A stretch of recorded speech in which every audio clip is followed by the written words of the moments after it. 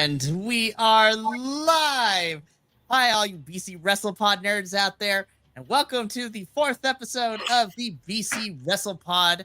You know, our monthly annual podcast here at the Bi-Conics Wrestling Podcasting Network, YouTube, whatever. We are a conglomerate of a whole bunch of other things. It is fantastic. I am super excited to be here. We are going to have a good time tonight. We are talking starter packs, which I will get into in a little bit. But first, if you are new here to these parts, my name is Mikey. I am El Jefe. I am the man with the plan, the face that kind of runs the place. I am the lunatic that tries to corral the asylum ever so often with our little found family of ours here. But tonight, I am joined by two other co-hosts whom I love very, very dearly. First and foremost, you can find him all over the Dynamite and Ring of Honor reviews, Mr. JVL John Van Vicious himself. Thank you for being here, my friend. It's been a hot minute because it's been a couple of days since we last saw each other. Indeed. Very excited to be here and be one of two bearded men with our beard next to us. So thank you. And then, of course, last but certainly not least, joining us in person at least, you can find him all over the Ring of Honor, and he was holding it down with me for last month's podcast when we talked about fashion. It was a really fun episode. We are a pretty good dynamic duo, but Jesse, also known as the Phantom Stranger, is in the house. Good evening, everyone, or at least late evening for us. I'm John. Yeah, just about. I mean, it's pretty good. Right. So this is going to be a fun episode. I'm super excited. And I wanted to do this topic because it's going to be a good time. We're going to have some laughs. We're going to have some conversations. It's going to be a really, really fun time. Before I get into the crux of what it is we're going to be talking about this episode, as we do with most live stream versions here at BC Wrestle Pod, we just need to do our due diligence. And so I'm going to put this up here. Okay. So, important to notice, we're thrilled to invite you to dive into the world of wrestling with us at BC Wrestle Pod. Your opinions and insights are what make our wrestling community vibrant and diverse. Whether you are a longtime fan or new to the scene, your perspective is valuable.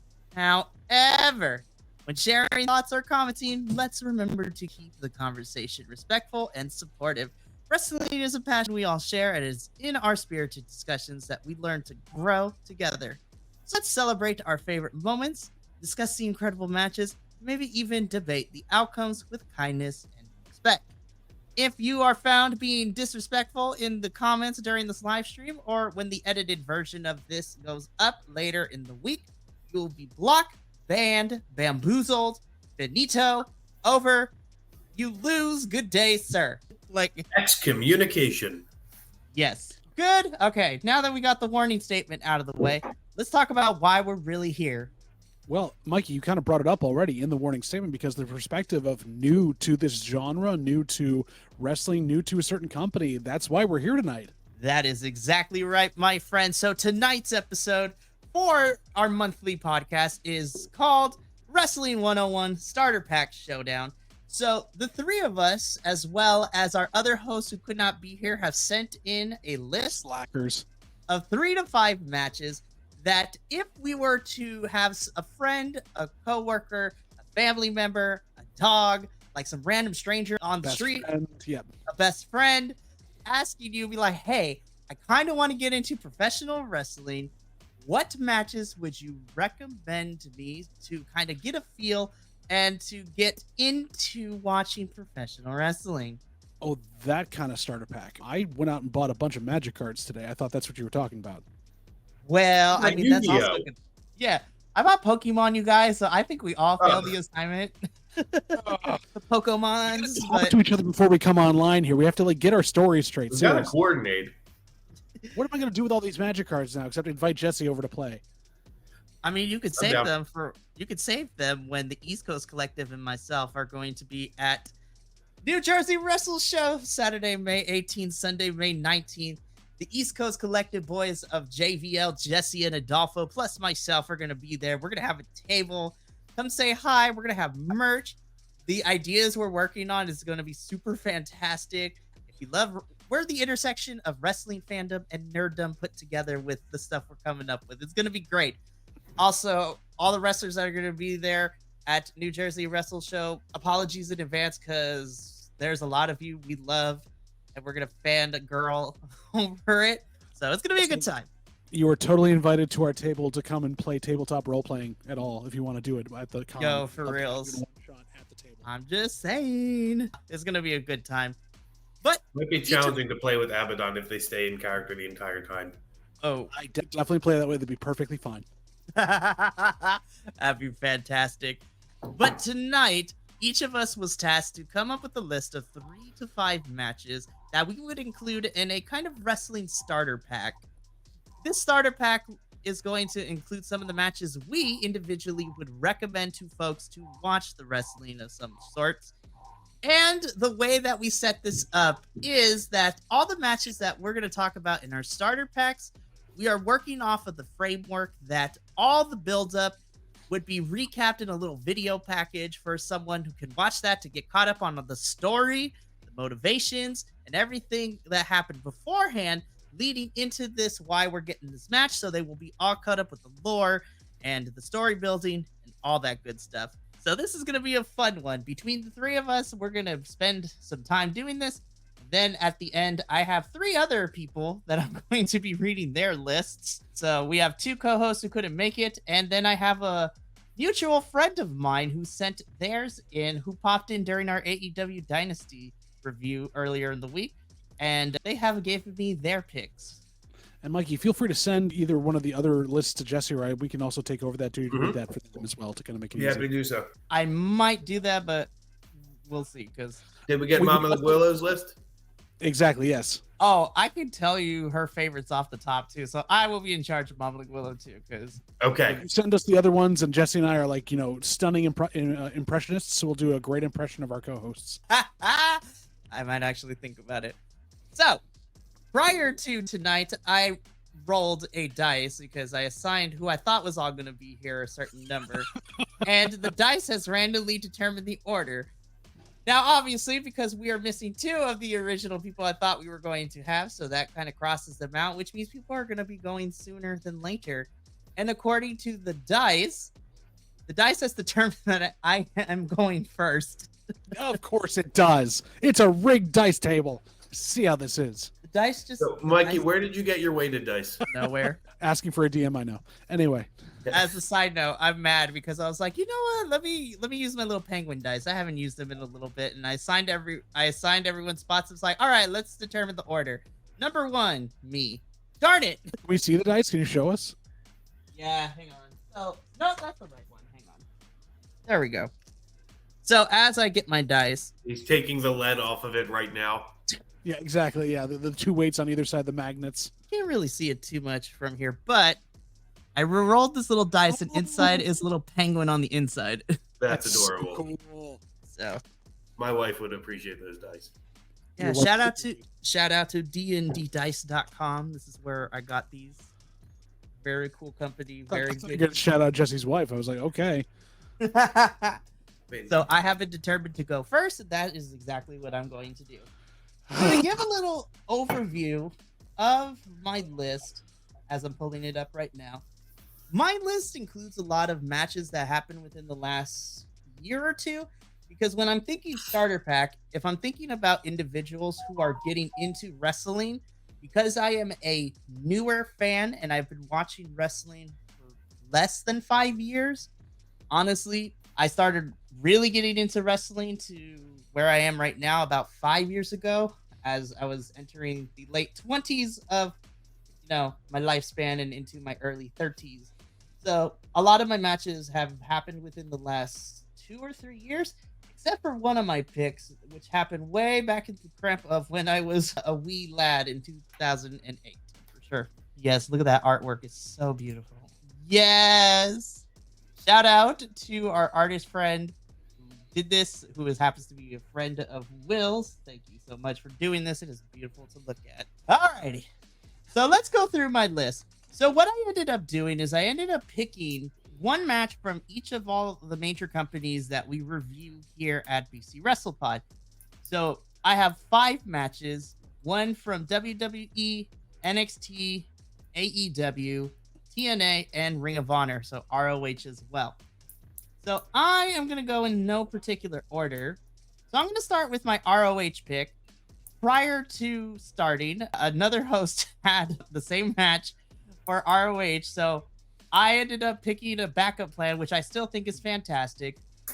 My first pick is to get people to realize that sometimes wrestling is not just one-on-one. It could be a 2-on-2 match, but in the case of my first pick, a 3-on-3. So my first pick for all of this is I picked the Stardom 6-woman tag from Supercard of Honor 2024, and that is my first pick. This match was hard-hitting with Joshi wrestling. All these women, it was nonstop. It was like a 10-minute match, and all the women in that match just went on go. And my co-host can actually attest to this because we watched it live. So, boys, like, this was one of my favorite matches to begin with because these women just went off. And I'm starting strong because women's wrestling is important.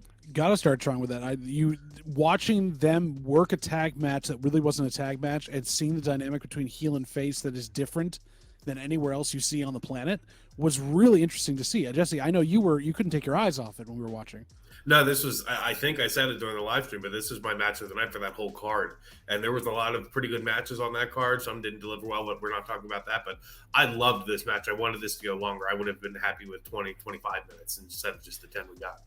And Mikey, this would set up folks to learn about not only Joshi style wrestling in an American setting for you, right? But also it's a great intro into perhaps wrestlers that not many people are getting to see every day that you'll now want to follow to the ends of the earth because they are so laser focused on their style, right? I mean, it introduced me to a lot of names I didn't know. And John, I know it was annoying at one point. I'm like, who's that one? Wait, what's her name again? What's their name again? So and all of a sudden I've got 6 tabs up on my phone, like Mina Shirakawa, because I want to know more about them. And so that was a great choice. Like you're starting very strong. And I wanted to start off strong because as someone, what did you say, John? Nothing. I noticed the tabs are incognito tabs. That's all I'm saying. But either way, that's the After Hours podcast. But anyways, I wanted to start off strong with that match because I believe that women's wrestling is probably some of the best that we have seen it within the last couple of years across all the brands. And spoiler alert, there'll be another women's match in my picks later down the line, which I love. But I wanted to start off with the 6-woman tag because introducing Joshi style wrestling on a Western front to people who aren't familiar with it. And also as someone who tries to keep all the other boys informed with what's going on with Stardom because they make a crossover to a lot of these companies we watch. I feel very happy to finally see these girls come to the West and be able to put on a fantastic performance for Western audiences. So my second match comes from TNA, and our other co-host who watches TNA, who couldn't be here tonight, also selected this match, but then I kicked it back because I'm like, no, I'm going to talk about this match because this one was awesome. And so he picked another one, which I can't wait to talk about later. But for my TNA match, this comes from Bound for Glory 2023. So this is in recent memory. And this is the match that we were supposed to get prior to pandemic happening. And actually, this was supposed to take place in New Japan. But then the stars aligned and we got this match at the Bound for Glory 2023 pay-per-view. This is the modern day GOAT himself, Will Osprey, taking on Speedball Mike Bailey. Osprey. That's how I say it. I'm Canadian. Didn't you know? I'm a boot it. Anyways, I really enjoyed this match because, again, this was supposed to happen prior to the pandemic happening in New Japan. But then when the world shut down, nobody was traveling anywhere. Everyone got stuck inside for that amount of time. And then just because of schedule issues and Will ended up getting hurt before they were supposed to have this match at New Japan, a couple months before it actually happened. Then TNA were like, hey, Will, how do you feel about doing this match at a TNA pay-per-view? And he's like, let's go, bruv. Let's do this. And for 17 minutes, if you want to talk about just aerial assassinations, it is crazy. Will Ospreay's flying all over the place. Speedball Mike Bailey is combining his jiu-jitsu, background with wrestling and flying all over the place too. These two just were nonstop running around doing crazy stuff in the ring. And this was a match that is super fantastic. I always rep TNA because as one of the 3 hosts who review that thing on a weekly basis, TNA has had some really phenomenal matches within the last year or two with the small roster that they have, and they always end up being good. My backup pick was the Fatal 4-Way Monsters Ball match that we got now for Glory 2023, which is their version of a street fight, and it was nuts because we had a 55-year-old wrestler by the name of PCO get thrown from the top turnbuckle onto a stack of concrete cinder blocks while tacks were on that thing as well. And he also did a rolling senton onto said cement bricks as well. But yeah, Osprey versus Speedball Mike Bailey it's still one of my favorite matches within the last couple months of TNA. Though it's getting close to being dethroned because the last 2 major pay-per-views we've had this year have also brought us a lot of matches. Go check out the trilogy with Hammerstone and Josh Alexander. Those two killed each other. It's great. It's like you're setting them up for more and more homework to do now. If they're just coming to wrestling at this point, if they get dragged in, they might become TNA Impact fans. We don't know. Or, I mean, if they're long-term fans coming back, we need to let them know that the 55-year-old man who did that was also known as the Quebecer Pierre. Exactly. Yep. Our French-Canadian monster. We love Pierre him. Show. Side note, I'm so excited for this intergender tag team match he's going to have this upcoming week. It's going to be great. It's going to be good. Is his tag team partner as old as he is? No, so it's going to be PC. So this is how fun it's going to be. It's going to be PCO and the current Knockouts champion Jordan Grace taking on Khan and Steph DeLander in an intergender tag team match. Is going to be great. There we go. So of course, not everyone is familiar with TNA in this call right now, but both Jesse and JBL are very familiar with the work of a Mr. Will Osprey. Just a wee bit. I don't know why. Just a wee bit. And the funny thing is, if you want to see that match, TNA posted it on their YouTube channel. You can watch the whole thing for free. We'll probably post a link to that then, won't we? I'm going to be posting that link into it. It's going to be fantastic. But now we're going to move on to some more well-known promotions again with fandom and with some of our boys as well. And we're going to jump on over to AEW, All Elite Wrestling. This was a no-brainer for me. In fact, this is my very first match of AEW I have ever seen because I was late to the party. I didn't watch AEW until like maybe 2.5 years into the company's lifespan. But I randomly was hanging out with a friend of mine, and we just happened to scroll past it one night, and we were like, hey, let's watch this. And it was in the middle of the show towards the end, and it was main event time. And this match has stuck with me and has made me fall in love with this. This is my second women's pick for my starter pack. And this is Dr. Britt Baker, DMD, versus La Meta, well, not La Meta Meta, because at that time it was just Thunder Rosa. Dr. Britt Baker versus Thunder Rosa in a lights out match at St. Patrick's Day Slam. Basically, if you haven't seen anything else, you've seen the meme from this with Britt Baker's face drenched with blood. This was one of the bloodiest matches, male or female, I had seen in the last 10 years before Swerve and Hangman started to tear each other apart. So this one blew me away the night I saw it, and I rewatched it for a couple different reasons, and it still holds up today as a really tough but also amazing match to watch. It got all that press that AEW was getting where they were saying it was too bloody, going too far. This was the reason. It wasn't Cody, wasn't anyone else. This made me a fan of AEW, and honestly, for me, this was the genesis of all the other amazing women's like hardcore matches we would get in the company for years later. Like, this was the origin point, in my opinion, because then we had like Anna Jay and Willow and Ruby Soho and Penelope Ford in that nutty match where tables were broken and barbed wire was all over the freaking place.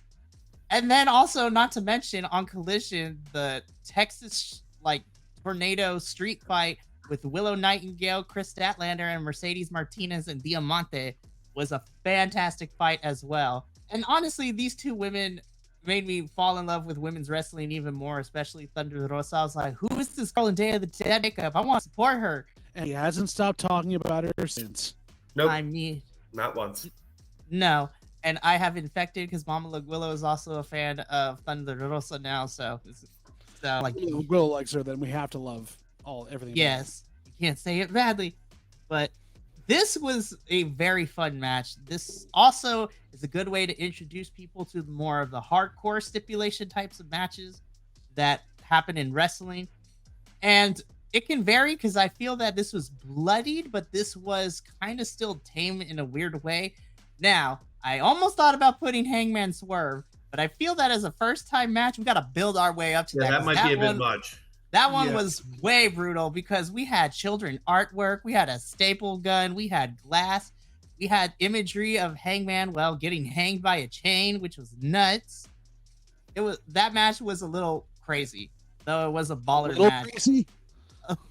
It was a lot of crazy, and we probably need to work our way through that one, honestly. But yeah, Thunder and Britt Baker at that lights out match at St. Patrick's Day Slam. It's still on YouTube too. Go watch it. I'm gonna put a link in the description later, which is gonna be great. Alrighty, so now we move on. So now we get into the Juggernaut Corporation that is WWE. Has been in this business. French all of a sudden. WWE has been in the wrestling business for a very, very, very long time. And over the last couple of years, we have, in the current iteration, we have Raw and SmackDown as their two main roster shows. But the next match I'm going to talk about comes from the third brand, not the developmental, because everyone can stop talking about it. Thank you. Let's see. Anyways, so my NXT pick is fairly new. I got to experience this match live in person last year with another co-host of ours, Minnie. This comes from NXT's Stand and Deliver 2023, and this was the North American Championship Fatal 5-Way, which saw champion Wesley at the time defending his title against 4 other phenomenal talents, which was Ilya Dragunov, JD McDonough, Axiom, and Dragon Lee. JD McDonough, really? Look, whatever you say, if you Google him, whatever has happened on the personal life was still a little bit icky, but he got beat up for most of the match, which was kind of nice to see. But this match, my goodness, this was a 15-minute match from when the bell rang. These 5 did not stop until the ending bell rang. They just went. And this was a spot fest. There was moves off of the top rope, cutters, like DDTs all over the place. Ilya Dragunov headbutting fools left and right. There was bleeding. Like, this was a thing of beauty. Axiom, like, kicking people mid-air was fantastic. This is what I would show people and be like, hey, so there's a thing in wrestling that we call a cruiserweight division, where it's a lot of high speed and flippy dippy stuff. And this is the NXT's version of kind of that, of what we can currently get since they did away with 205 Live. May that rest in peace. But this is a fantastic match, especially when you consider that this match really made Wesley, because he had a long title reign leading into this. And he's like, hey, so I've kind of beaten a lot of people before and everyone wanted this chance. So he's like, I'll just take all 5 of these folks on and we'll just do it this way. This was a fun match. So, Mikey, I got to ask you, and I know I did this offline as well. I'd love for you to sell this to me as why specifically this 5-way match versus anything from the back catalog that XT has from the Black and Gold days 2.0. You know, you could run down a list of like takeovers and even the early days of the first parts of the title with some of these people that we now see across other promotions. Why is it this match that you would think would be a good primer to start with for NXT? So I'm going to be a little biased when I give my answer to this, because this era of NXT was known as the 2.0 era, what we call the Nickelodeon like slime like color era, because a much maligned era, let me tell you. And for me personally, the reason I would select this over the Black and Gold, because I think the Black and Gold era was fantastic. It still holds up. There's a lot of quality matches. But if I'm thinking about a starter back for a newer fan of wrestling, whereas the grittiness of Black and Gold is not necessarily seen in this current version of NXT, I feel that once we got to the 2.0 phase of NXT, it went from the Black and Gold era, which was more established indie wrestlers who have already had major careers in other independent promotions, coming to the big corporate machine of WWE and NXT. And I feel that this match would be good to newer fans of wrestling, because this version of NXT was more geared on showing the future stars that would be going and be, you know, major players in the major leagues, so to speak, because people compare NXT to the minor leagues. Now, if you want crazy wrestling, go watch the Black and Golds. But if you want to watch, you know, the newer stars and follow their journeys from the beginning of their WWE career to where they potentially might lead, I would solidify this match because honestly, I think these 5, if booked correctly, have the potential to be major players once they get to the main roster, especially Ilya and Wesley when they get called up. Interesting. It's a spot that I don't think I'd agree with you on in a lot of the ways, just if we're introducing it to a newer set of wrestling fans. But you make a good point about a lot of it, where these are definitely wrestlers that people are going to be following, hopefully, from starting point now going forward. Now, if you're looking for something a little more closer to the Black and Gold, but not necessarily from Black and Gold, I'm also someone who was like the 3 people that watched NXT UK when it was still a thing. And I always recommend Gunther versus Ilya Dragunov for the NXT UK Championship in their first match ever, because you want to talk about hard hitting. Those boys killed each other. And then, however, you won't be able to find it that way. You have to find it under Gunther's first time ring name, which was Walter. Yep. That match also balled too, because it was a toss-up between those two. But I think the Fatal 5-Way was fantastic. So then we reach my final pick of the evening, which does come from the main roster of WWE. And this is actually my oldest pick in the sense that this match comes from 2008. And this match I picked because this is probably my favorite story in terms of writing, in terms of motivation for characters at this point in WWE's career.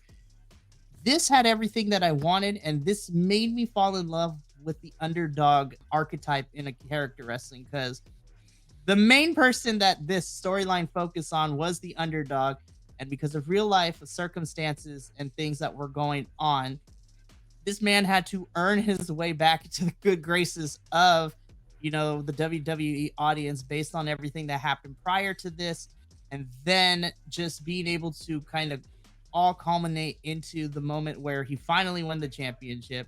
My WWE match I would include in my starter pack would be the triple threat from Armageddon 2008 for the championship between Triple H, Edge, and Jeff Hardy. Now, see, this was when you told me about this, I was like, just like, that's a random poll. Like, that's interesting to see that polled. And again, this match mostly is because this is, I think, for me, one of the best stories to come out of like the 2000s era of WWE in an unpredictable and unexpected way. Because prior to this, Jeff Hardy had, you know, as it is well documented, and he'll tell you all this today, he had a issue with, you know, substance abuse and things like that. And he was being positioned to be a champion. Then he had to go away to kind of get himself clean and all that, and kind of derailed a lot of stuff. And fans were not necessarily digging on Hardy at this time. So when he came back, Jeff had to earn his way back into this title picture. But more importantly, over the year and a half that they built up to this main event at Armageddon 2008, Jeff had to earn the graces back from the WWE universe.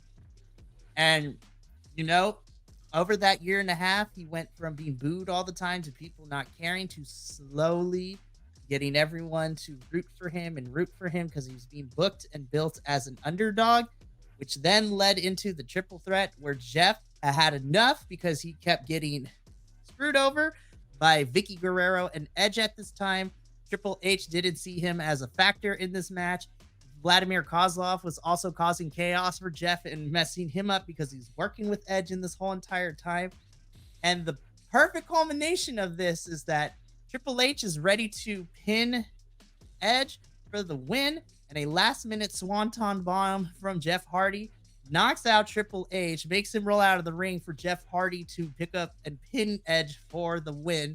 And thus, after a year and a half of being an underdog, a year and a half of being screwed over for a chance, and being able to finally earn some sort of a redemption in storyline and in real life with the fans of the WWE universe, this was an important moment, and this made me fall in love with the underdog trope as a character type. Interesting. It sounds so similar to something that happened years later. Not many years later, but years later. and was built around the same thing involving Triple H as well. Just strange. It's just strange that things are like poetry. They rhyme. They do. And I will say, this was towards, I want to say, what was it? Kind of the somewhat of the middle, but also kind of in the tail end of the Triple H Reign of Terror. Yeah, Reign of Terror. Jinx. Jesse remembers that one. Oof. I wasn't watching wrestling at the time, but when I did my history and looked at it, I was like, oof, that was a rough period of time. They've had a couple of those when things were going that way, but it makes sense. Interesting you pull that match as your thing. The Triple H Reign of Terror did help with increase the sales of hair straighteners. Love it. This is a while back when we were talking about it, but I want to show this quote real quick. On his way almost. Who's that? Minnie. They still work here? Yeah, they still work here. He'll be in shortly. But he states that black and gold best era, and I can't necessarily disagree with him. But you did. You did. I want to know why I disagreed. You told us why you disagree. I disagreed because, once 2.0 got launched, everyone abandoned ship from both the wrestlers and the fandoms. Everyone was just like, nah, this is going to be garbage. This is going to be trash. But you know what? As someone who suffered through the beginning stages of the 2.0 era and wanted to stick with NXT, I don't regret that choice because now we have gotten some fantastic, characters, and we've seen the first kind of true class of this 2.0 era are now making their way because Braun Breaker's on Raw now. Carmelo Hayes is on SmackDown. Not anymore. That's part of the new version of Black and Gold that's going on. He only got really good after he got up with Baron Corbin, so I don't see what you're talking about with this 2.0 stuff. Like, once they changed back to Black and Gold, they got their old mojo back. I see that wholeheartedly. Say what you will. There are 3 hosts who revealed this current era of NXT, and we love the hell out of it. Mikey, is this 2.0 right now? I want to say now we're like in 3.0. We've been in 3.0 for about a year and a half, and you guys have been reviewing it and really loving it, which is great. I've seen great things about it. Still don't see the love for 2.0. Like, you're one of the few people I do know that watched it and actually, I guess because you suffered through it, have some sort of weird like Stockholm syndrome nostalgia for it. I don't know what that was. So, well, 2.0 gave us the introduction to Carmelo and Braun Breaker, and actually, funny enough, it gave us a little bit of the introduction halfway through it to Tiffany Stratton and like Ivy Nile. That's great. You know what also got introduced in another era was stunning Steve Austin, and like Triple H as Hunter Hearst. All these guys were in the new age era, or the new era, and they flourished in a later one that came along that actually was really well built. So it's why I'm confused that you push 2.0 so much, and I'm not trying to denigrate you for doing it. You obviously have a love and know it very well. It just doesn't resonate with me that this would be a thing you'd want to show a new person. You'd want to show them something that is growing, I guess, but it's very strange to me. No, I can see where you're coming from, and I don't necessarily disagree with it because everyone has their own perspective. I just picked that Fatal 5-Way match because honestly, this was the real life version of someone who hasn't watched NXT, went to Stand and Deliver with Minnie and myself, and ended up watching NXT afterwards because of that. It drew you in, which makes complete sense. You on a whim, you went to WrestleMania weekend and saw all these great things. Sat next to Sol Roca's parents too, which is amazing as well. That was a fun conversation the 3 of us had. Sol Ruca's parents are so chill. I'm glad she's back. But that's an interesting list, Mikey. Like, I have to ponder some of those that you put out there and you go back and watch a few of them because I don't remember them at all. And it's definitely one that might be more sleeper hits than I think. To be fair, though, to kind of back up Mikey's point, I definitely have one on my list that the product at the time was not very good, but this match I chose for a reason. To kind of juxtapose it with another match later on in the list. So it makes solid sense. But yeah, so to recap before we move on to the next person, my starter pack includes the Triple Threat Armageddon 2008 match for WWE, the Fatal 5-Way for the North American Championship to represent NXT, the Lights Out match for AEW between Britt and Thunder, Will versus Mike Bailey from Bound for Glory for TNA, and then, of course, the Stardom 6-woman tag team match from Supercard of Honor to represent ROH. Thank you great. For coming to my tech talk. All right, Mikey, who have the dice chosen next? I'm really surprised you keep going with the TED Talk line and not saying mic drop, considering your name. Like, it's right there. I mean, that would be very punny. But the thing is, with the mic drop, it kind of comes with the connotation. It's just like, no one can argue with me and my picks are facts and no one can tell me otherwise. But that's not it. I just want to share my thoughts with the world and let everyone. I was just going with wordplay. You're definitely reading more into it than I did. So, have you met me? Not in person, not to New Jersey. Not yet, but those are my picks. So next up on the list, the dice has determined. He was the first person to give me his said list. So Jesse, the dice have decided you go next. Okay. I'm getting centered to hear these picks and to not tear them apart. Oh, I know you're gonna want to tear them apart. So for me, I kind of went chronologically from things I remembered as a fan was like that have stuck with me since I've been watching wrestling. And that's for me kind of the basis of what I chose for starters. So for me, being a 90s kid and growing up watching BF in the late 90s when it was everywhere and you could find merch like at the grocery stores too. For me, the first one I'm picking is 1998 Halloween Havoc DDP versus Goldberg. Because we've got the height of popularity at WCW here. Goldberg still in his undefeated streak. Has gone through everybody on the roster. Granted, they weren't great matches, and I understand that. Goldberg himself is a very problematic person for me, but I'm going off of this match and the time, it was at that moment. He's still on his undefeated streak, powerhousing over everyone in the homegrown product for WCW. And then you've got DDP, the oldest rookie they've ever had, who's still fighting to get his first championship. He has been over with everyone as the working man's champion. He kind of took the Dusty Rhodes spot, and it just the match itself up until we got the Smosh finish with Scott Hall interfering, there was so many 1-2 oohs like, Goldberg's going to lose here, this is going to be the end of the streak. Unfortunately, it didn't wind up happening, but the build for this match and the reason it was one of the few matches where you're going, I don't care if either one of them wins. Like, I know someone's going to lose, but I'm happy if either person wins at this point. Interesting. Is that the one that like DDP tells the stories about where like, Goldberg basically concussed himself and he was out of it the whole match? Like couldn't. Yeah, and then DDP had to carry him through the rest of the match. Yeah, that's why the match was able to go so long and work. It is because of DDP. I mean, it speaks volumes that if you want to see, like, there's all that stuff from those eras before and after about just guys carrying their partner through matches and being that kind of ring general to be able to do so. That like it's definitely a slower paced match than you would think you would give to somebody to learn today. But if you can give them the background behind it and kind of what happened with it and try to get Scott Hall out of your head, I guess I could see why that would be a good one to start someone off on, or at least give them a nostalgia pop to know where they came from. I mean, that was, and you're here. All right. Do I still work here, motherfucker? I was watching when you said that. I thought you'd like that line. He doesn't go here anymore. Not even supposed to be here today. So back to that. That was my first pick because, I was a 7-year-old kid at the time and it's stuck with me. And it has to this year. I'm still a huge DDP fan. I probably always will be. But that match itself was like, I've watched something here that's going to go down for quite some time. Next match for me is only a year later. We're in 1999. So again, kind of the height of the 90s wrestling boom. We've got ECW Living Dangerously, Jerry Lynn versus Rob Van Dam. Ooh. If you go and watch that match now, it still holds up to today. If it wasn't for this match, we wouldn't have the majority of the high spots we have today. We wouldn't have the not just high flying and throwing caution to the wind, but the technicality in there as well.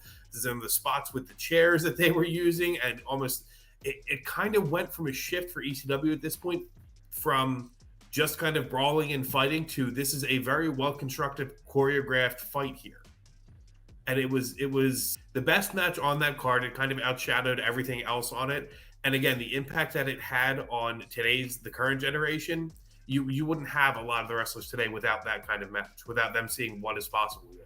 Anybody have any thoughts on that? Minnie, Mikey? It's a good pick. See, Jesse sent me his list beforehand, and I looked at all of this. I'm like, ooh, these are some fun picks. I like that too because it's a hardcore match, but it's also got style instead of just being like a straight like Balls Mahoney or like straight on the Balls Mahoney, Axel Rotten, Mikey Whipwreck, everyone getting hurt. No, this is like they're doing something here.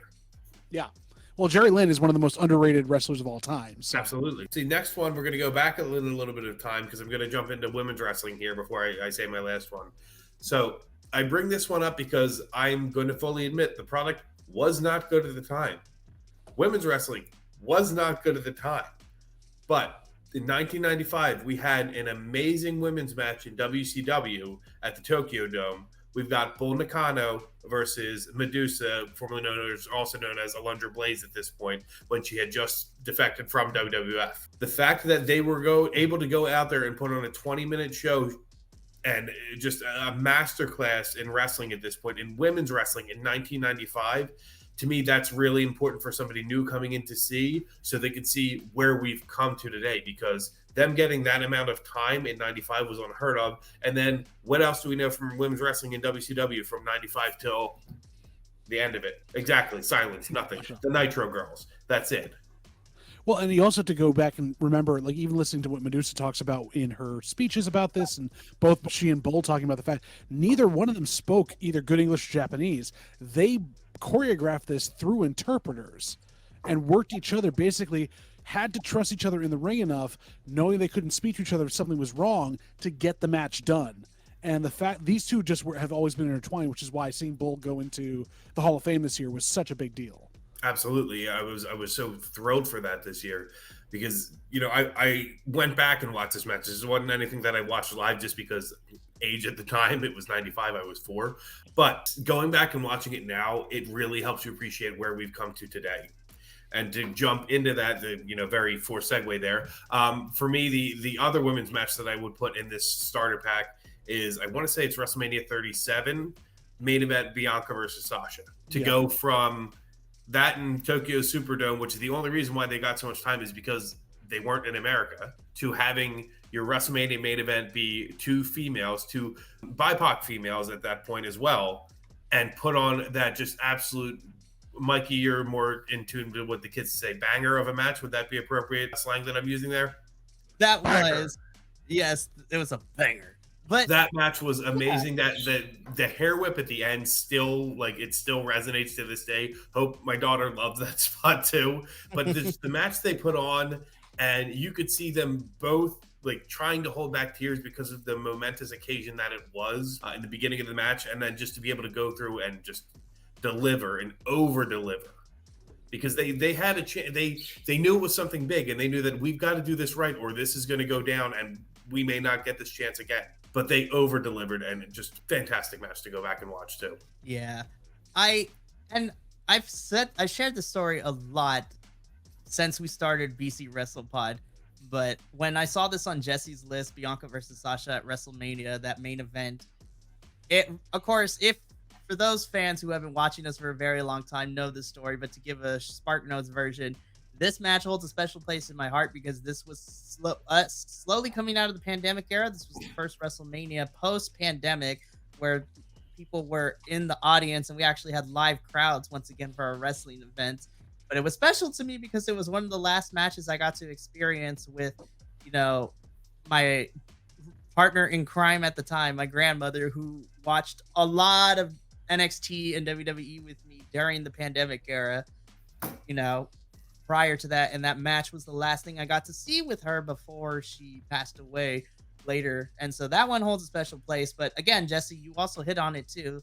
This is the first time that we had 2 African-American females main event to WrestleMania ever, let alone 2 women main eventing like this too. So momentous occasion, and I love the hair whip spot. I wish Bianca does it more, but I understand why, because man, Sasha had that welt for weeks afterwards. Yeah. I thought when I first saw it, I thought that noise was piped in, and then I saw the welt across their stomach. I was like, "Oh, that hit flush. That just hit like dead on." It is the best nap you will ever hear for any type of combat that way. It's just having the hair break the sound barrier as it comes through.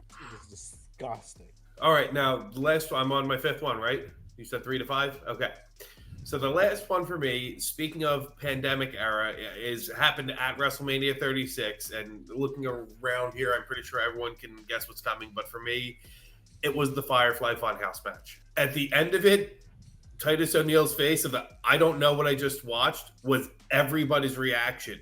But then you go back and watch it again, and you're like, this is some magical stuff they should not have been able to pull off not being in front of a crowd. But just the work rate between Bray, between John, the amount of tropes and stuff they were able to put in there and have it not outshadow either one of them. Like, it's clearly made in Bray's mind, but it's going through John's history at the same time. And they both came out of it looking like, wow, that was a lot of fun to go through. I went through and did a write-up on it because I rewatched it recently because I'm a nerd and I love that match. So I will go back and rewatch it as many times as I want to. So I tried to figure, like, how would we put this, like, to describe it in a few sentences? And does anybody have a concise way to do it? So I think the best way that I would put this is because during the pandemic era, WWE did take a lot of risk with different types of matches. And this is the beginning of like the cinematic matches that we had. So taking inspiration from like the final deletion matches of the Broken Matt Hardy universe years before that. I thought this was a fun match because it was a deconstruction of, Super Cena, the John Cena that we have come to know within this current era before he went to move Hollywood. The nickname moniker is Super Cena, where he would wrestle anyone and always end up coming out on top. And I'm gonna be honest, I thought Cena somehow was gonna find a way to come out on top in this weird deconstruction cinematic match that we were getting. However, it was really nice to see that technically Bray won this match. It was just so fun. And then, hearing interviews and documentaries of this match later, like how much Bray and John Cena worked together on the scripting and like getting all the props and stuff. Like, this was a whole student film project, but with the WWE budget. It's a very weird, like, art house type of match to show people if you want to see how weird wrestling can get, but it be kind of smart and funny and just art in a weird way. This is definitely a match I would show people. Like, it was very an artistic wrestling match, which is weird to say those words together.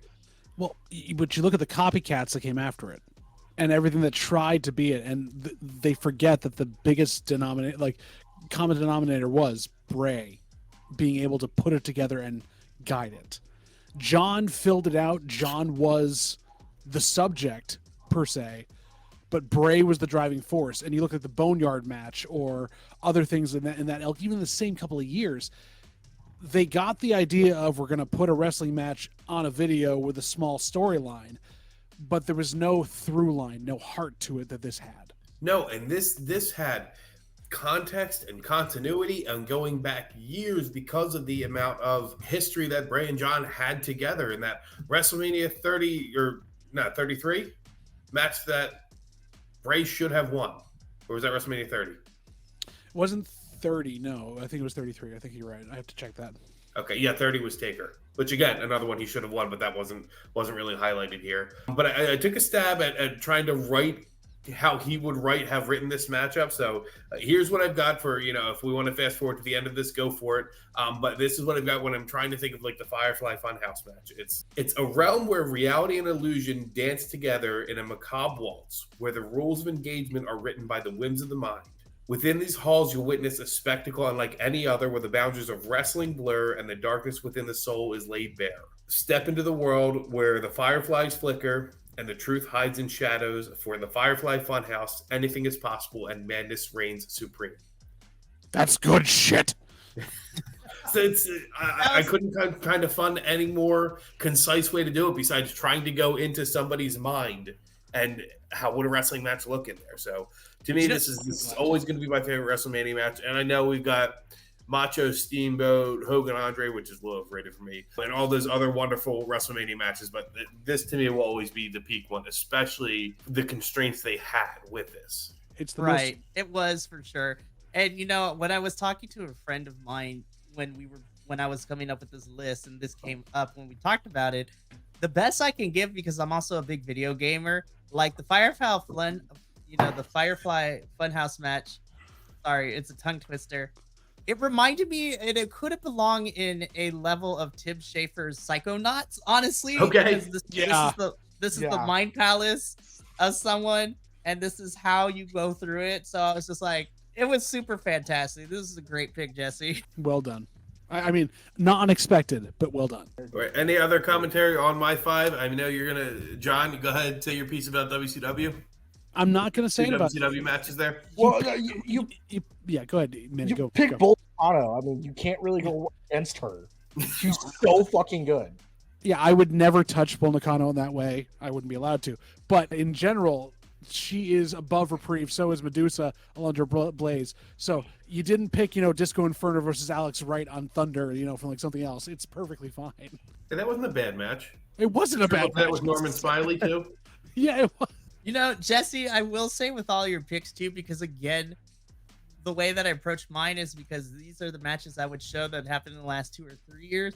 But I feel that these are also matches, if people who get into wrestling be like, hey, I want to learn a little bit more of the history of whatever. So where would I also start? I think your list is perfect because this is an inclusion of some more modern matches with some old school matches, which is a good mixture of both. But I also think you picked matches that kind of fill out the same niches as I did. You got a women's match in there, cinematic, modern matches, old school matches, like hardcore. Like, it's a perfect mixture. Hardcore. I think it's a good mixture because it's a good blend of modern wrestling and the storytelling that we would see now, but it was also showcasing like the roots of some of the wrestlers that have paved the way for said modern superstars to kind of be able to do what they do to this day, especially since a lot of women wrestlers across all of the promotions, not just in WWE too, cite, the names like Alundra Blaze / Medusa and Bull Nakano as like inspirations for them. Shoot, honestly, for me, and I've heard her say it in interviews too, TNA wrestler Masha Slamovich credits Bull Nakano, being able to showcase that you could be a female, but you could kick all the ass as well, which is honestly, I would put Masha Slamovich as like a modern day version of Bull Nakano. She is intimidating, she is powerful, she's a fantastic wrestler, and she kicks all the ass too. But Masha has cited Bull Nakano as a big inspiration for her. And honestly, Bull paved the way for a lot of like more Eastern superstars to try to come out to the West too and try their hand at wrestling in the West, which, we see now with Kairi, Asuka, Io, and not to mention like Hikaru Shida, Riho, Miyu Yamashita, Yuka Sakazaki, like all these women who are coming into the Western promotions cite Bull Nakano. And honestly, a lot of them bring up this match too as like, yo, this women's wrestling can be a thing. So good job, Jesse. Thank you. Sign language. Yes. Oh my goodness. Alrighty. So now Minnie's here. Hi, Minnie. Thank you for joining us this evening. What's up? Told you still work here, John. That wasn't funny. I know, I really should have believed it. Honestly, I thought he put his transfer papers in. He had moved on to another podcast, but he's still here. He's still here. So funny enough, since Minnie is here too, aka the Prodigy, I initially crossed it out because we weren't sure if he's going to be here, but Minnie is up next on my original sheet. So Minnie, you are the third on the list. So what matches did you pick for your starter pack? I'm going to start with an honorable mention. I really didn't put this on my list because I didn't think about it until my drive home. So I was like, wait a second, this probably should be here. So I'll do an honorable mention of showing a newer fan what it's like when an arena turns on what you would think the face of the match would be, and kind of to see what that happens. ECW One Night Stand 2006, Rob Van Dam versus John Cena. Yeah. Okay. When everybody just went like, fuck John Cena, we went RVD. That's a great way to introduce new people to what an ECW crowd is and was and is like. So yeah, right. Without going like into the super gritty of like, if you're producing a new fan, you don't be like, let's watch Sandman versus Sabu or anything like that. Start with this. It's tame, but also not tame. It's not tame, but it also sets up the kind of feeling that then Cena got from the rest of his career. Like that kind of was the big starting point where everything started to turn to get to where Jesse was with now the history of Cena is put on display by Bray. Why did everyone believe Super Cena? This is where it started. Yeah, it was.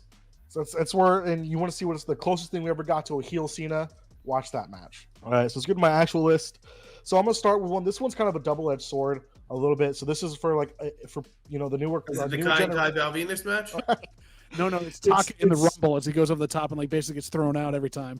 This is for people because the new generation of people have really short attention spans. So this is a shorter match. What? This is also to show like, hey, people's biggest complaint about Jimmy and Jay at WrestleMania was too short, so they didn't have time to do anything. So this is like, hey, like here's what you can do with a 9-minute match Rey Mysterio, Kurt Angle, SummerSlam 2002. Oof. That match was 9 minutes and 20 seconds long, and they put on an absolute phenomenal match. Two of the best. This is Kurt Angle versus I Have Two Good Knees, Rey Mysterio, putting on an absolute classic 9-minute match. And Mikey, we're going under the impression that they have the promos and the builds to this too. So we have some of the best work from Kurt Angle at this point. That you're a boy and I'm a man, and like that whole era. Right. And great choice. I was like, I thought it was cool. This one's a cheat a little bit. I'm cheating a little bit on this one because it's 2 matches, but they happen back-to-back years. Probably some of the best storytelling in WWE before Bloodline, in my opinion. Shawn Michaels, Undertaker, WrestleMania 25 and 26. I'm glad you didn't say once in a lifetime, twice in a lifetime. three times in a lifetime. No, it's you're putting on veteran wrestlers who've been with the company for 10 plus 15 years at this point, but doing it since the early 90s, late 80s. Put on a match 2 back-to-back years, and it ended, wound up ending the career. I say it's where Shawn Michaels retired. We do not talk about the match and came back with Toddy. We do not talk about that. Never happened. That's where Shawn Michaels officially retired. The whole story was amazing going into it. Shawn losing in WrestleMania 25 and having to get back into that spot for WrestleMania 26. Yeah, really, really good storytelling on that one. I really enjoy it too. It was really cool to see them that way because one was, battling around in the Royal Rumble, the Elimination Chamber, everything else. It was crazy. It was awesome. I only didn't decide not to put Cody versus Roman at most recent WrestleMania because for a newer fan, that is 4 years worth of material you have to be catch up on, which I think is too much for a new fan. But, plus, it's so new that they've seen all the memes about it anyways. They may not get it, and therefore not. Right. You have to live it. I'm gonna go outside WWE I have one outside of WWE. What? And it's not a Kenny Omega match either. Weird. What? It is from TNA's Turning Point 2009. The triple threat with Samoa Joe, AJ Styles, and Christopher Daniels. One of the best spots in that entire freaking run. Oh, it is incredible. One of the best multi-person matches of all time. So it's like a good spot. Like, you want to know what happens when 3 phenomenal wrestlers get into a ring that isn't WWE? It's right there. A 6-sided ring at that point. Oh, yeah. That ring sucked. Listen to AJ talk about it. He hated it. They all hated it. But I had to throw a woman's match in there so I didn't get burned at the stake by JBL. Thank you. This one's also a recent one because I got to see this match live and I think it was really good. It should have main evented night 1 of WrestleMania if it wasn't for the Bloodline.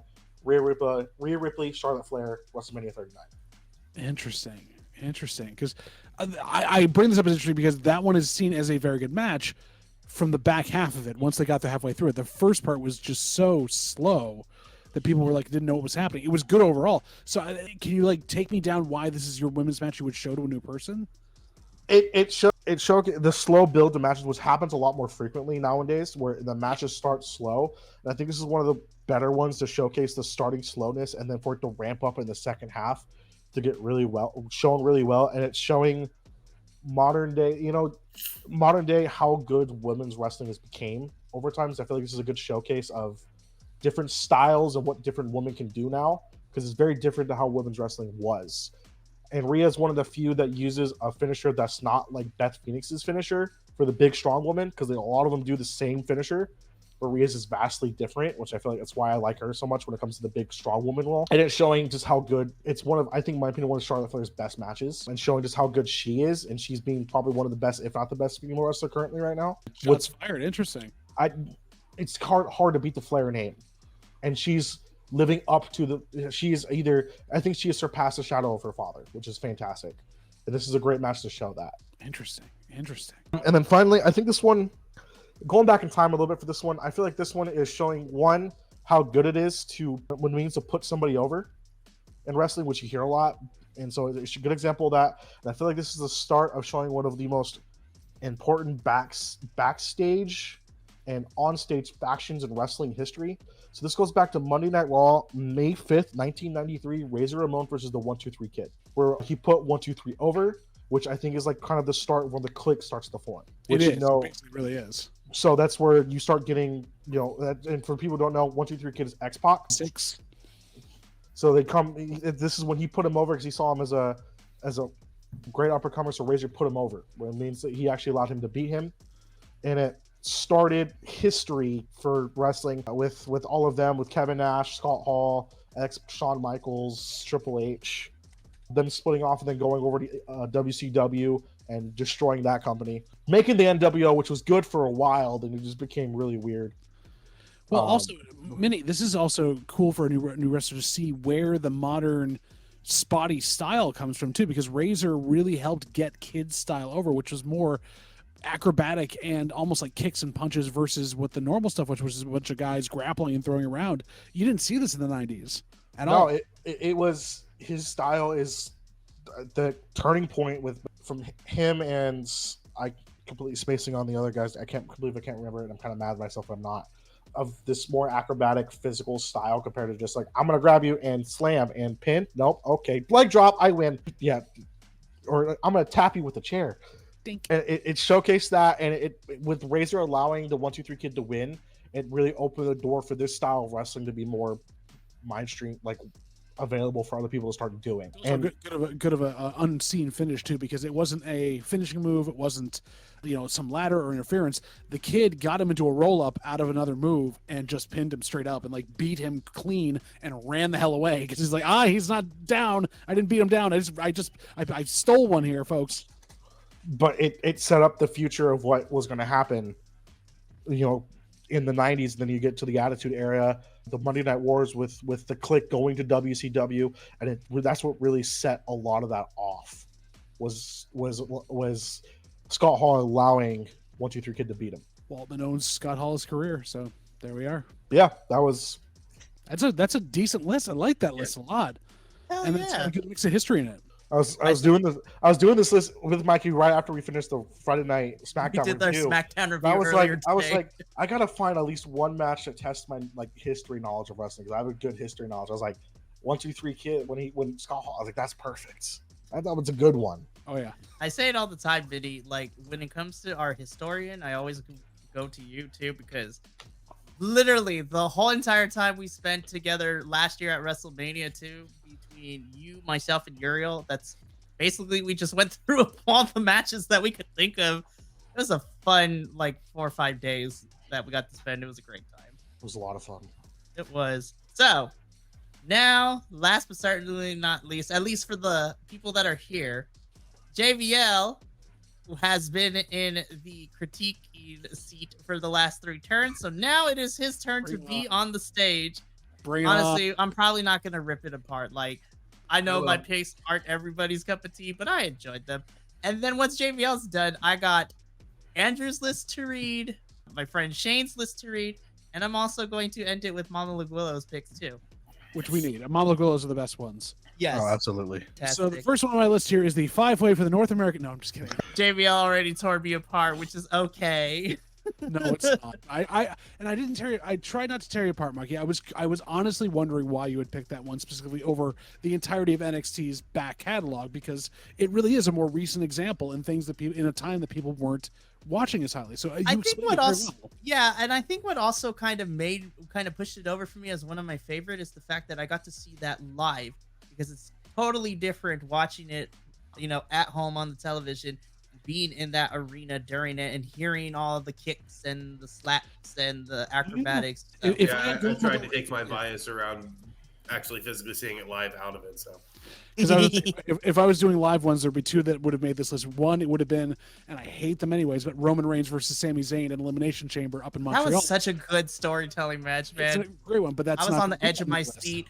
Me, Minnie, and Professor had a 20-minute conversation after the pay-per-view was over as I was driving home from a friend's house.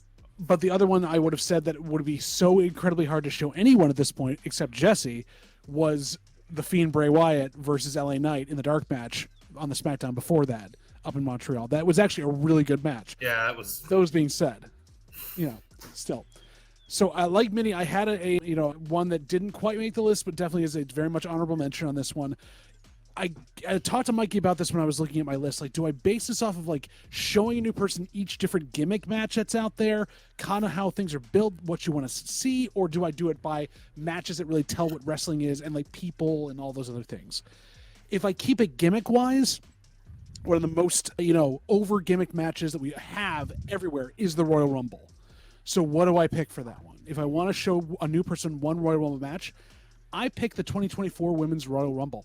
This year's Royal Rumble was all the classic tropes, Not too many, veterans, if any at all. You had a couple surprise entrants, and it moved. And you had storylines in it that kind of came to fruition at WrestleMania. You had other people winning it that you knew was going to happen. It is a perfect Rumble. And so, therefore, it's good to drop on someone there. And I don't know what you all feel about that. I don't think that should have been your honorable mention. I feel like that should have been in your actual list. Wait till you hear my list. So that's why. But yeah, Mikey and I are going to rip it apart. We already talked. We got a separate. In the history of Rumble, there's only one Rumble I put over that one. That's the 05 Rumble, because I'm just a big Rey Mysterio fan, but that makes sense. Yeah, I figured there's so many more men's Rumbles you can go back to and look at, but seeing the perfection in this one after only being around for 4 or 5 years is crazy to me. But that's honorable mention, because we're going to jump into my list now. And yes, there is bias. There always is when some people talk about these matches they want to show. But I'm going to try to sell you on these the best I can. So, first off, my historical match. My match that can showcase where we've come from and where a lot of modern wrestling has developed out of. Take yourself back to a time when Vince McMahon, sorry to bring up his name, was in charge but had been floundering before allowing himself to go farther into his deepest, darkest places in the Attitude Era. Take it back to wasting opportunities on people that needed to have this. Years and years of crap under a yellow and red banner, and you come to WrestleMania 10. And you've got a weird main event set up at the end of this. You've got 2 title matches that are not going to be that, because the Royal Rumble was a mess this year. Everything was bad. How do you get people ingrained, involved in this? You build the best brother-on-brother storyline that has ever been told in WWE with Brett versus Owen in the opening match. 2 kids that have wrestled each other their entire lives, both knowing how to tell a story. A surprise win by someone that they think shouldn't have won because their brother was about to win the title later in the night, and they tore the house down in the first match. That's where I want to show them. Not Brett versus Stone Cold, not Brett versus anybody else, not Brett versus Shawn, Brett versus Owen. I got nothing. That's a great choice. You can't. That's as good. You want to see where Jay White gets his foamy mouth from? Also, Owen Hart in that match. My God, he's foaming everywhere. It's crazy. We then jump. I stole Mikey's ROH pick. I had to on this one. Athena versus Willow Nightingale at Death Before Dishonor 2023. You want to see what modern women's wrestling has become, what it is. 2 BIPOC amazing wrestlers, just in the same vein as Sasha and Bianca, even a few years before, taking it to the next level. These 2 brutally attacked each other, and it wasn't a hardcore match. It wasn't anything to do like a gimmick in any way. It was just the 2 of them disassembling each other, going to the limit, and getting that surprise pull out and basically not tap out. It was a full-on pass out at that point for Athena to keep her title. This is where women's wrestling is and should continue from, and that's what I've got there. Absolutely. And the fact of the matter is that they had this match be the main event of Death Before Dishonor 2. And it's not only that, this match went 37 minutes. Like, this was a long match, but it didn't feel like 37 minutes. Like, this match is my go-to to go back to watch, because honestly, Willow had been wrestling within Ring of Honor and AEW television prior to this. But I feel that this is like the genesis of where we see her now today. Like, this was a star-making performance. Was this Willow? The injury to Sasha where she ended up taking her title, or was this pre? This would be post, because that title came into fruition around March or April 2023. And so Mercedes got injured during that time. And this pay-per-view match happened in July. So Willow had just lost that title, had just stopped being part of NGPW full-time-ish, and now it's going on to ROH. So this, again, 2 champions battling each other. Loving that there. So we move on to my pick for AEW. Now, I could have gone with the lights out match. I could have gone with the street fight match with Anna Jay putting the barbed wire onto Penelope Ford and making her choke out. I wanted to drop some of my favorite wrestling that I can think of into this list, and that's comedy wrestling. Well, it is perfection. And there hasn't been a better example of how you can meld styles than Orange Cassidy versus Pac at Revolution 2020. Yes. This is where you get the memes from, with Pac like eyes bugged out, like, how is this guy doing this? I'm trying to hurt him. He's not. I want to stop him. He's an idiot. Wrestle. And Orange Cassidy showing that, no, he's not just a one gimmick guy. He can actually wrestle better than most people out there. And this was for the first defense, I believe, of the All-Atlantic title, which became the international title. Now, Cassidy doesn't win, but he basically takes Pac to the limit without being at the limit. It's insane to watch. You got to give me something to tear you down with. Come on. Sorry. Stop picking so well. So You got to give me like a Lions Den match or something in here next. I will say I love that match, JBL. I really do. And you know what? You are absolutely right. I think it mixes wrestling and comedy very well with this. I will say that I enjoyed this, but the next time I saw Orange kind of have a similar match like this, the second time tended to be more my favorite just by a little bit. That's because we also got more of it. That happened at Forbidden Door when it was the first Forbidden Door, Cassidy and Will Osprey in that match, because again, it also showed that Orange was being funny about it, but then him and Will put on a banger. Like, well, it was him, Will, and Zack Sabre Jr. in that match, if I remember correctly. No, it was just those two. Oh, well, I'm thinking of another one where because we were supposed to get Zack and Danielson, but Danielson was injured, and so we had to wait to get it later. We did. But that's my third pick there. I got two more left. I don't have a Lions Den match, Jesse. I'm sorry. It's not on this list because the other reason I picked versus Pac was I didn't want to have this wrestler twice on my list. But Osprey versus Omega at Wrestle Kingdom 17. I'm sorry, Minnie. I'm going Japanese wrestling on this one. But you want to see modern aerial wrestling that's not just all flips, but it's always brutal to the point of bleeding, dropping on their head, close, strong style. Which was the rubber match in their entirety of their careers, going back to that, having the two of them go there as far as they could, and Osprey coming up short in his hometown was incredible. We thought Omega was going to lose this. He had won the last two. He needed to lose something to him and give Osprey that push, and it actually boosted him farther to have Osprey form United Empire afterwards and go from there. So that's one of my ones I have to show. I can't disagree. I was going to put Osprey in cutting it Forbidden Door. So they are two of the best wrestlers of all time. But the final one I had on here was brought up earlier as well. It's not the same as somebody else's, but it's attached to this. You look at Athena and Willow and what modern women's wrestling is there. Bayley and Sasha Banks at NXT TakeOver Brooklyn is that was my honorable mention. Yeah, it is one of the greatest women's wrestling matches of the modern age, and the heart, the storytelling, the playing to the crowd, the near falls, and Bayley having her moment. It's beyond. It's just fully beyond. I got nothing. I'm mad you didn't give me anything to shit on. I'm sorry.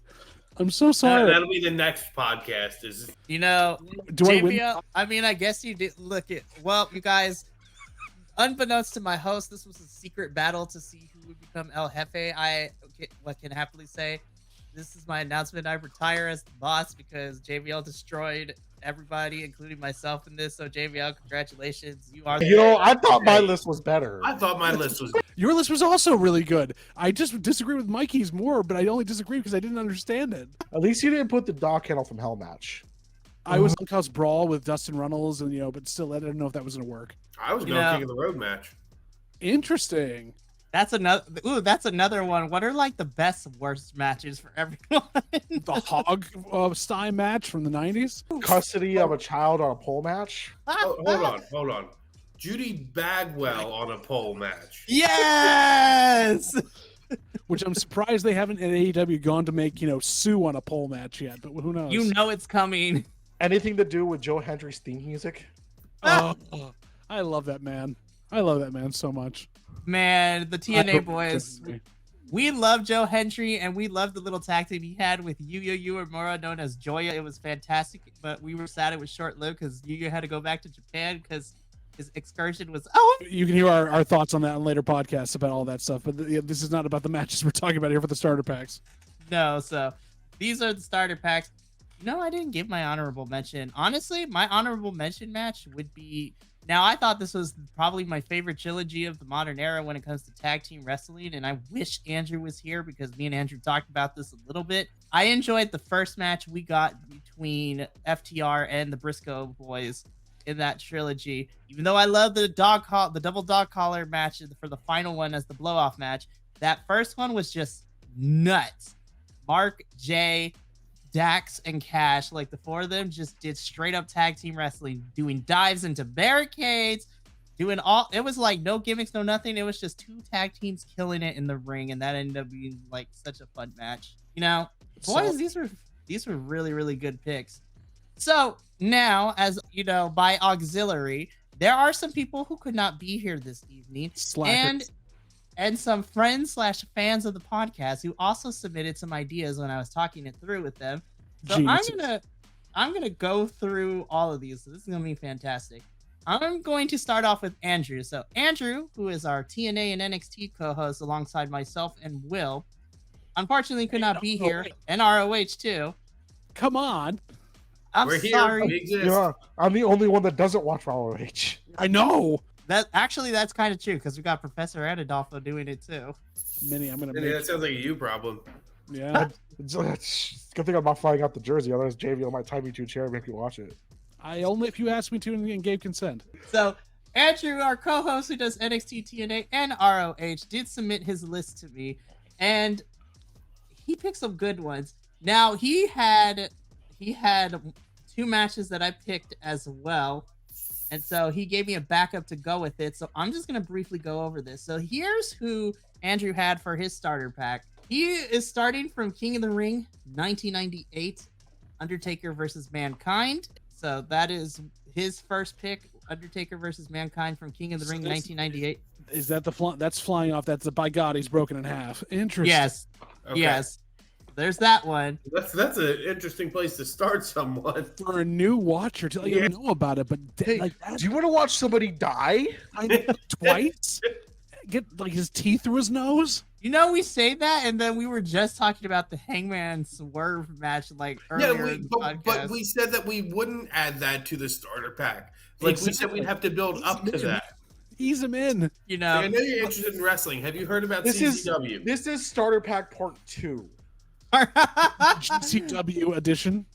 This is, oh my gosh. This is trauma pack part 1. Actually, though, if we ever did a GCW thing here, Andrew would be all over it because he is also a big GC. He also watches. No, GCW I said CZW. Oh, even better.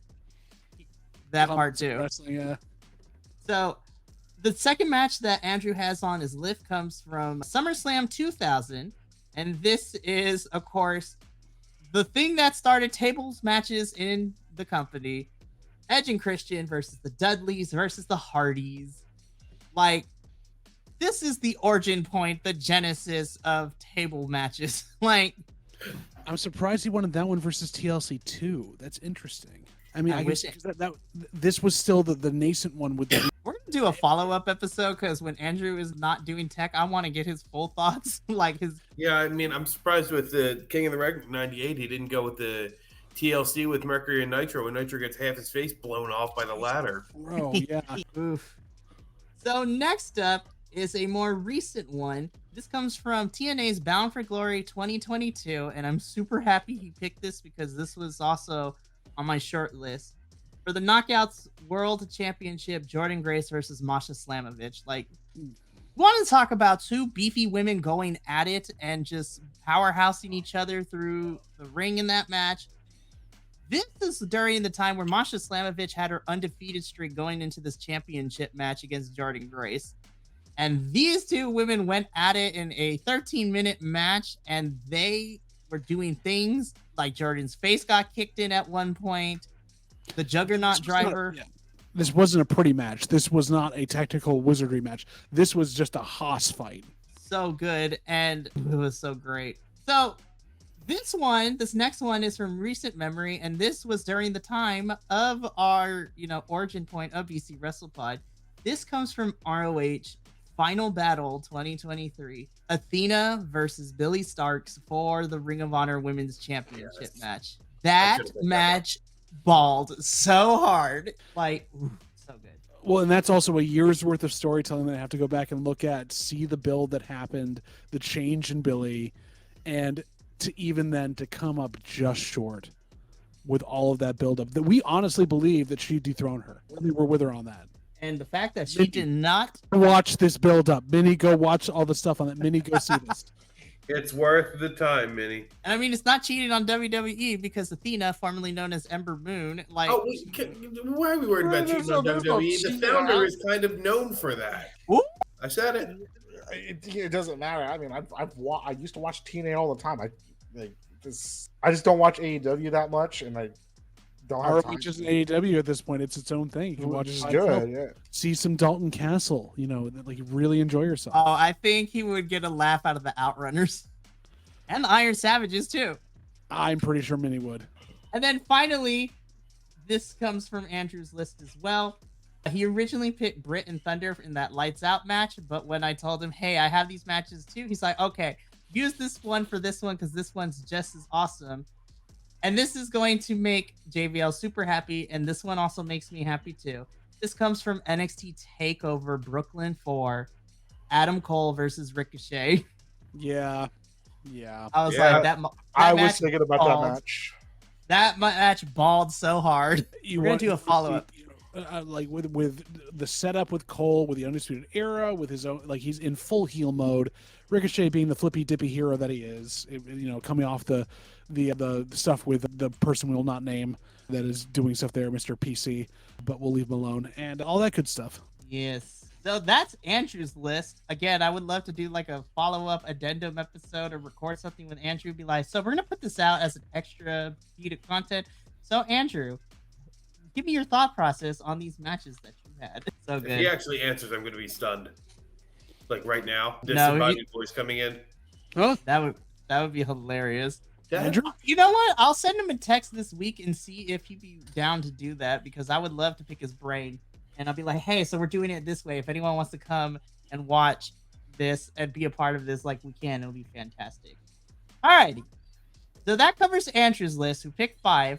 I actually really liked his choices, especially that takeover match with Adam Cole and Ricochet. Like, No, I texted Andrew and it flickered back and forth between blue and green like 9 times. I've never seen it do that. Who's deciding whether or not to block you? It makes sense. Makes sense. My text is Taker Mankind. oh my goodness, we love Andrew here. So We we're should gonna all go text him that. while Hey. they go ahead and do that. He has the best dry humor on the planet. He is such a great addition. Just like he's a hoot Doing- during NXT. Doing all the TNA, and WrestleMania ROH. stuff I did with him was awesome. Andrew and Biddy were down for the cause. It was fantastic. So while the boys all text this to Andrew, I'm going to introduce this next list. So this comes from a friend of mine on the interwebs, on the interspace. He stopped by in the live chat when we were doing AEW Dynasty earlier in the week. So his handle is Shortbeard the Bard. So if you want to go say hi to them, you can. Their name is Shane. So Shane gave me his list because actually we were trying to see if we could get him on here as a guest, but unfortunately he couldn't because of work. But he did send me his starter pack. So Shane has recently got back into wrestling, so about 3 or 4, maybe 5 years plus, and he mostly sticks with WWE. But he has sent me his 3 picks for his starter pack, And we'll be watching ROH this week. yes. So it'll be fantastic. Honestly, we're gonna get Shane on here at some point as a guest. Oh, Andrew responded. Oh, really? Stop the Yep. presses. Yep, it shows what's not fake about wrestling. What wrestlers are willing to do for the profession with some peak of both wrestlers. Yeah. That's his reasoning for the match. I'm gonna see if I get a copy and paste answer from him. That'd be funny. I sent him something different. He's not going to respond to me. I sent him, by God, he's broken in half. Oh my goodness. All right, so let's go through Shane's list really quickly. So some of this is duplicate, but others is not. So first, his first match he would have newer folks watch, which does come from another list that was mentioned earlier. Charlotte Flair versus Rhea Ripley at WrestleMania 39. I see how it is. Minnie's got friends. And I have friends. his explanation is great technical skill and tells an amazing story in the ring, especially during the second half. So Yeah, during the second half, it really does. but that was fantastic. This one, I was so happy that he picked this, and I'm surprised nobody did, but Shane really enjoyed this match from WrestleMania 38. Sami Zayn versus Johnny Knoxville. Yeah. Oh my Yeah. God. That's also Hey, comedy wrestling. So Shane's reasoning was a fantastic comedy match that showcases that a skilled wrestler can make anyone look like a superstar and had me laughing the entire time. When you want to talk about good comedy wrestling, that match between Johnny Knoxville and Sami Zayn, honestly, and Minnie will get a kick out of this, but it makes sense. Me and Uriel watched this 2 nights together at his house, and this was his favorite match of the whole 2 nights of WrestleMania 38. With Uriel, that makes complete sense. Exactly. Jesse, I'm not in on the joke about Uriel. Are you? Or What's that? I'm not in on the in jokes about Uriel. Are you? I don't even know what Uriel is. So, side tangent. That's okay. Uriel- I'm not interested anymore. You've lost my interest. Damn. Uriel, don't watch this video. No, so Uriel is a personal What's a friend urinal? of. No, he'll make that joke too. He did while we were together at WrestleMania. But no, Uriel is a personal friend of mine. He's the youth pastor I work with when I volunteer at the church. So me and him have known each other for 17 years at this point. Okay. And he's also Then I my take my joke IRL back. wrestling. He is also my IRL wrestling confidant. In fact, I got him back into WWE when I started watching it more religiously the last 6 years or so, and we both watched the Lights Out match, which both got us into AEW. And ever since then, we went to WrestleMania. Me, Minnie, and him did, and then we just did AEW Full Gear when it was in LA. Me and him we went became to- friends because we were both like, let's start chaos, and we just became friends. They were my 2 chaos bards the whole entire weekend we were together. I It got was a him to start fantastic trip. chanting CM Punk as Stand and Deliver, and people are like, We "Oh, got don't, murdered. oh, don't do Stand that!" and And Deliver. then he comes back to WWE next year. It was crazy. Now, for Shane's third and final pick, like, I forgot this was, and I was like, my friend, in my book, you have great taste. So, from Lucha Underground, Okay. Wow. Vampiro versus Pentagon Jr. This is a perfect. Oh. Yes, so this is a perfect introduction to modern hardcore wrestling, savage brutality mixed with purposeful storytelling. Lord have mercy. When he sent me this, I was like, oh, damn, I forgot about. I was like, my friend Shane has great taste, you guys. I was like, yes. Shane, that is a pull. That is a huge Yeah, pull. he went to the back of the book for this one. Look, Something same with- Lucha Underground. my goodness. Nothing good old Johnny Mundo. Ooh, there was a lot of folks that we got. That was Killshot before he became Swerve Strickland. Was- We had Uh, EO. was- Yeah, Luchasaurus in there as what was it, like Serpent? I forget what he was. It was some like snake-based god or something. It was ridiculous. Yeah. Mil Muertes. Sexy Like, Star before she got in trouble. Sexy Star 2 now. now we have Sexy Star 2. Johnny John Mundo. Cruz. Taya was Cruz. there. John Cruz was there. Yep. Taya. Rey Mysterio popped up with Dominic too, which was a whole thing too. Like, Shane, seriously, like, did you read the Silmarillion of wrestling or something? Like, do you not? Do you like just pulling that stuff for us? Are you When I okay? saw- Is my question. when I saw this pick, I was like, look, we got to figure out a way to get Shane on one of these podcast episodes, because when he pulled the Lucha Underground, I was like, he's in. He's in. Next match is going to be 1984 WCW Pro Wrestling, the Now- Minnesota Wrecking Crew versus. Now, some I other will jobbers. say though, Sort of I wrecking- will say though, the to kind of AWA. give you more of an insight into Shane's brain, one of his favorite wrestlers of all times is, Mick Foley. So He and Andrew get along then apparently because he always want to see is somebody get killed. Oh, I did get a response from Andrew. It was Ask Minnie. I responded to his text. That's awesome. Got nothing. He doesn't like me. he does. I'm surprised nobody went, hey, WWWF Bruno Sammartino versus Ivan Koloff. I feel like a bunch of us try to forget that era.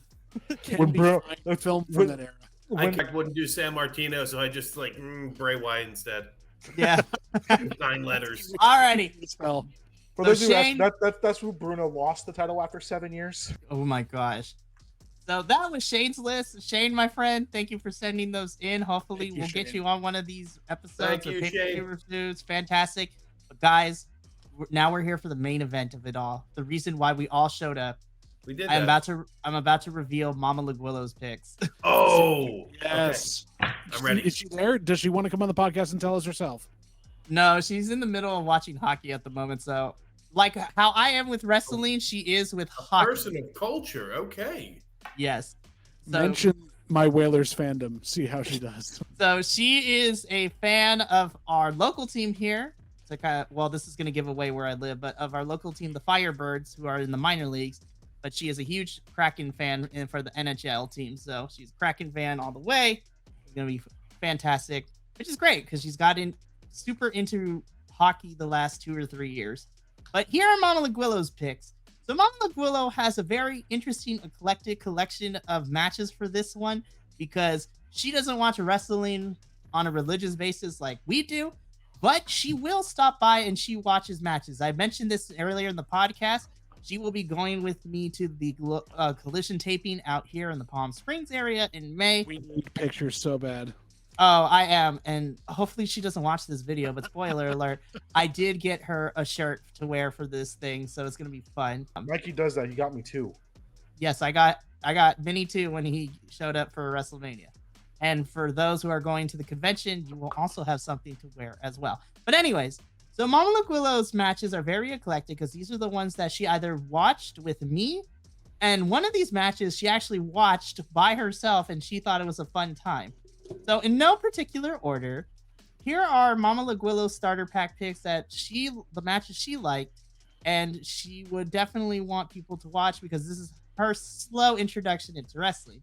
Her honorable mention literally comes from last night because she stopped by to watch Rampage with me, and her honorable mention was the Deonna Purrazzo and Thunder Rosa match from last night. Only because, like, I showed her I was like, here's a picture of Thunder Rosa. She's like, tell me when she's on. I want to watch this match. Well, Good I mean, choice, Mama. And Mama Laguillow and I, like, we're both proud of our heritage. You know, me being Puerto Rican and Mexican, Mama Laguillow being 100% Mexican. And so La Mera Mera with, like, the Dia de los Muertos makeup and the aesthetic that Thunder gives all the time. She's already into it. And she likes watching... I've come to learn she loves hard-hitting matches a lot. And so this was a hard-fought match. And so that was her honorable mention. But now into the 3 matches that Mama Laguillow loved. King of the Ring 1998. So the first one... So 2 of these matches Lucha come Underground. from... Ooh, actually, no, because I was the only one that watched Lucha Underground at that time. But anyways, Mama Laguillow's 3 matches are the following. So 2 of these matches come from WrestleMania 39.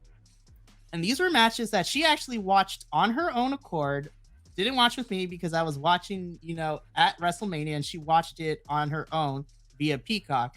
So in no particular order, the first match was Dominic versus Rey Mysterio at WrestleMania 39. Not the other with Alcatraz. Yeah. The Auschwitz Well, stuff. okay. So when I got home and we had a conversation about it, Mama Laguillow is in agreement that was horrible and the person needs to get fired because how do you let that go through in the production Also, part? Sol Ruka was in that match. Yep. Yes. And it was a blood feud brought to you by Cinnamon Toast Crunch. It was fantastic. So again, there are a few wrestlers that like non-hardcore like wrestling fans know of, Rey Mysterio being one of them in my opinion. So when Mama saw that Rey Mysterio was fighting his son Dominic, he's like, okay, let me watch a little bit. This was the one where he had the Great Muta helmet on too, right? Yeah, and he pulled the belt off and spanked him with it. And went full chocolate too. Yeah, and went full chocolate too.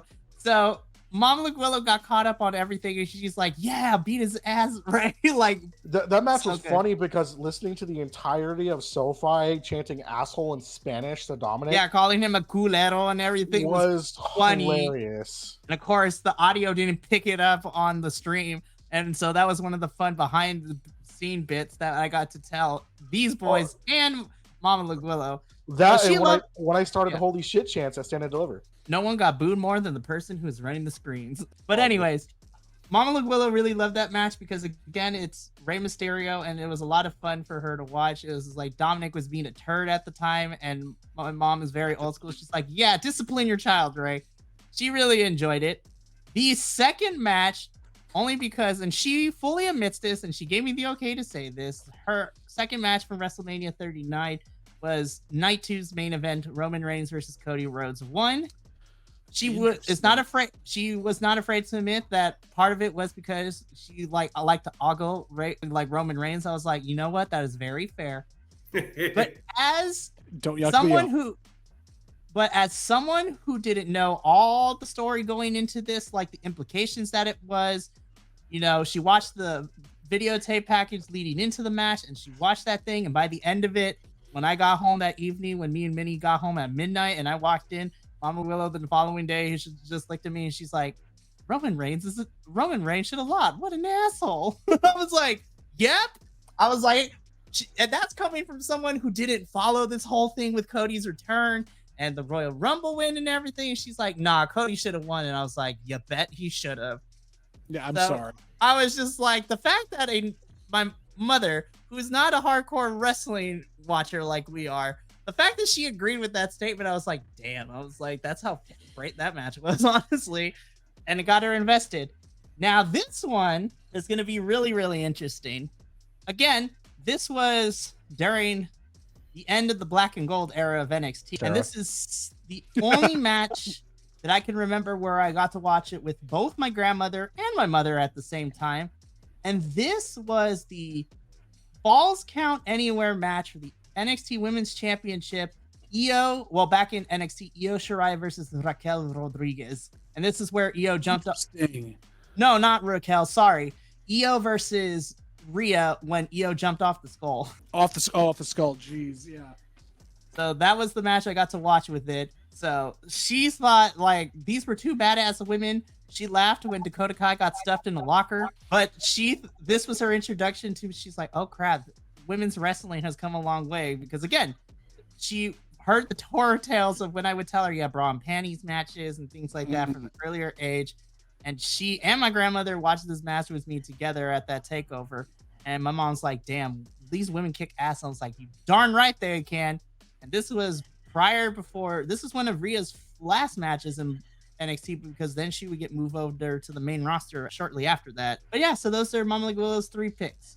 Not the biggest wrestling fan, but she enjoyed those matches just because of ogling certain wrestlers, representing the culture, and also female empowerment. Well, and she has great taste in that for recency stuff. Like she is the new watcher, and she's been brought in the main product now. It's a great litmus test. Yeah, and so the fact that she asked if she can go with me to this AEW Collision show happening in May makes me super happy.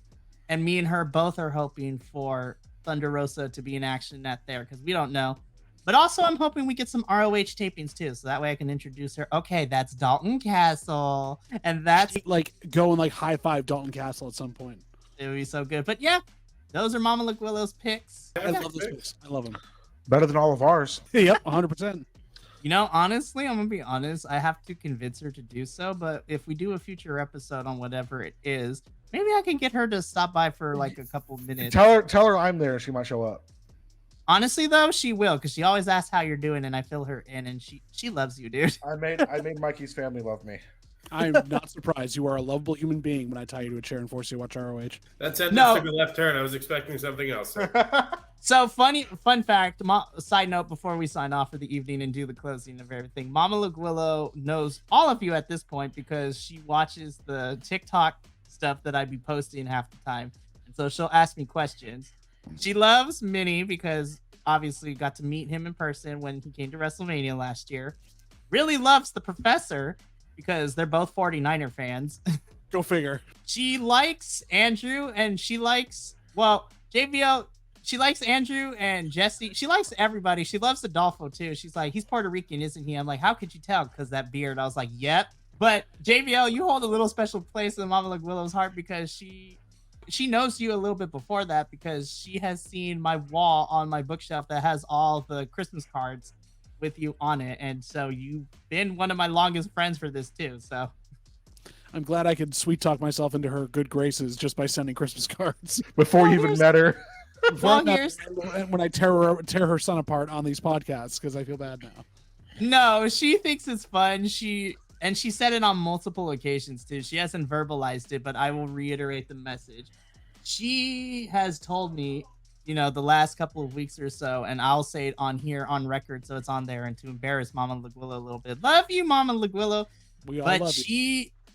All 9 of you have her thanks, because she says that you guys provide such fun content together, but more importantly, She thanks all of you guys because you have gotten me to be able to come out of my shell more and be a little more goofy when it comes to this. So she says that you guys bring a lot of joy to my life.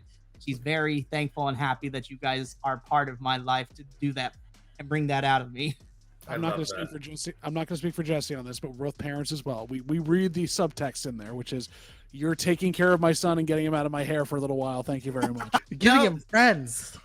All right, so everyone's got a special anecdote except Andrew and myself. So I need to do something I don't know more that Mama Willow would like. So I'm not just she likes him. Well, Thanks. here's the thing, because she knows that you, JPL, you, Jesse, and Adolfo, you three are going to be looking after me when we hang out in a couple weeks. Looking after you. That's good to know.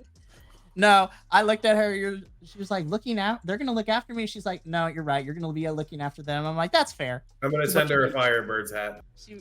Honestly, you could. I don't know what she doesn't have because every time she goes to a game, they always give out free stuff, and she has all the freebies. But that's besides the point. But boys, favorite player? I'll do offline because she does have a favorite Firebird who's now a Kraken. But it's Roman Reigns.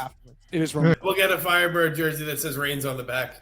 But yeah, the trip we're having, Mama Willow is going to actually not like any of us any better.